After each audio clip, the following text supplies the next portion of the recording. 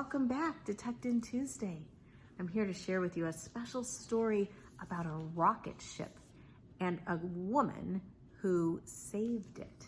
This is called Counting on Katherine, how Katherine Johnson saved Apollo 13. It's a true story. I hope you enjoy it.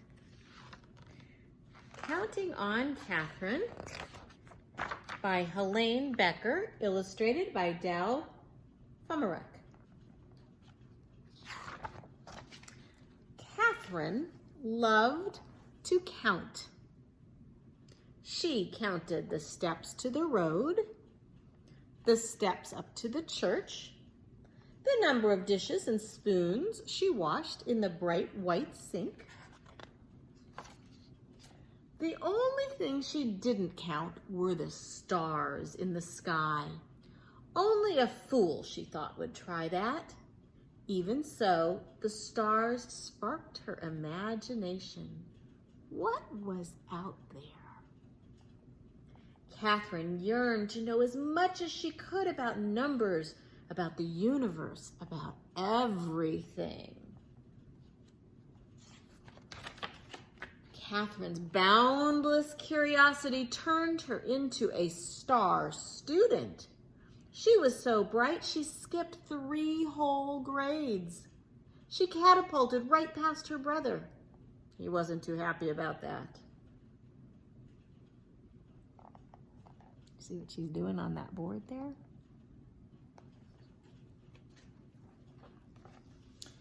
By the time she turned 10, Katherine was ready for high school. But back then, America was legally segregated by race. Her town's high school didn't admit black students of any age. Katherine burned with fury. She wanted more than anything to keep learning. There was still so much to know. So you can see the picture of her school here, and everybody there has white skin, and Katherine did not. She wasn't allowed to go to that school. Crazy. Count on me, Katherine's father told her. By working night and day, he earned enough money to move the family to a town with a black high school. Katherine loved high school. She was good at every subject, but math was still her favorite. She dreamed of becoming a research mathematician, making discoveries about the number patterns that are the foundations of our universe. In those days, though, there were no jobs as research mathematicians for women. Professions most available to them were teaching and nursing. So, Katherine became an elementary school teacher. She liked her job, and she loved her students, but she never stopped dreaming about exploring numbers.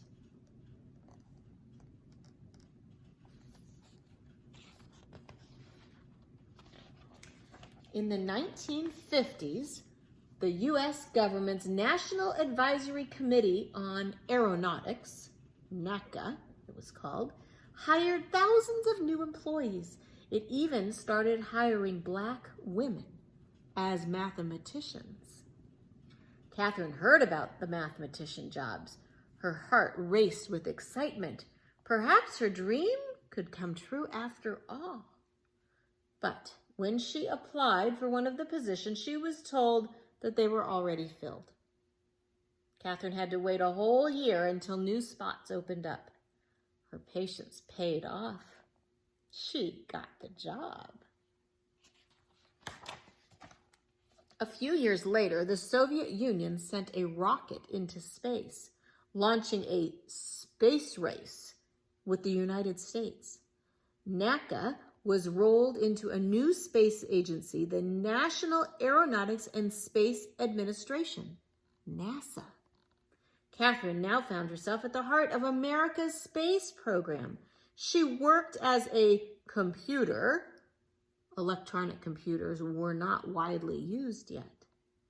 calculating long series of numbers.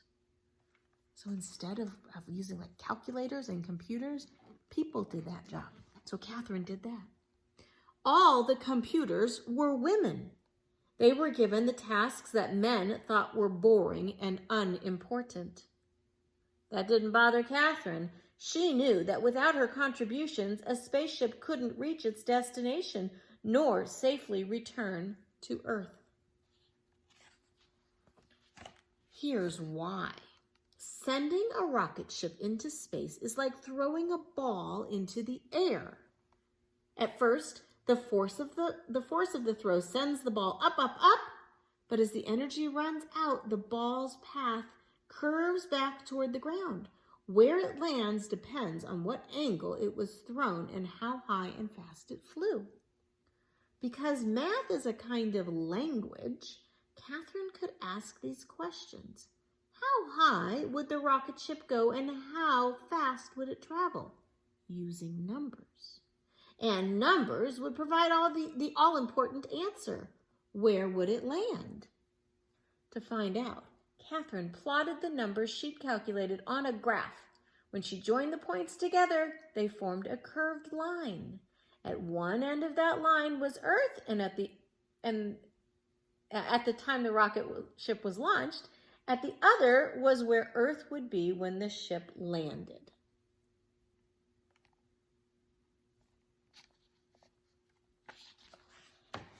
Katherine's reputation for accuracy and strong leadership skills, she was known for asking plenty of questions, got her promoted to Project Mercury, a new program designed to send the first American astronauts into space. Mercury's missions were going to be dangerous, so dangerous that even the project's star astronaut, John Glenn, refused to fly unless Katherine okayed the numbers. You can count on me, she said. Glenn's spacecraft, Friendship 7, orbited Earth 3 times and returned home safely. Glenn became a national hero. Katherine was promoted again. Now she was asked to calculate the flight paths for Project Apollo, the first flights to the moon. Count on me, she said. On July 20th, 1969, the Apollo 11 astronauts walked on the moon. Their feat was celebrated around the world. More triumphs followed. Apollo 12 rocketed to the moon in November 1969. Apollo 13 launched on April 11th, 1970. But on the third day of Apollo 13's flight, the worst thing happened.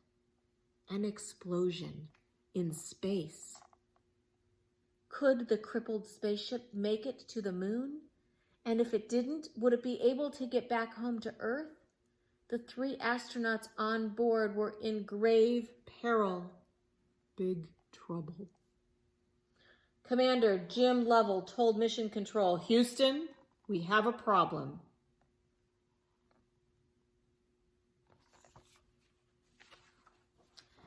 Back on Earth, Katherine Johnson got a phone call. Her flight path calculations would have to be done all over again and perfectly. It would be the toughest challenge of her life. Katherine told Mission Control, you can count on me. She rolled up her sleeves, took a deep breath, and began doing the math. She worked hard and fast. A few hours later, Katherine's calculations were finished. The flight path to return home would take the ship around the far side of the moon. From there, the moon's gravity would act like a slingshot to zing the ship back to Earth. To get home, the crew of Apollo 13 would have to follow Katherine's course exactly by burning off fuel at precise intervals. If the astronauts made a mistake, their ship would drift through space forever. Katherine waited anxiously to hear the astronauts' report. Finally, it crackled over the loudspeakers. We've got it! Apollo 13 was back on track. Katherine Johnson had done it. She'd brought Apollo 13 home. She was no longer the kid who dreamed of what lay beyond the stars. Now she was a star herself. That is the end of the story. I hope you enjoyed it. She is such an inspiration. Thanks for listening, everyone. Sweet dreams. See you next time.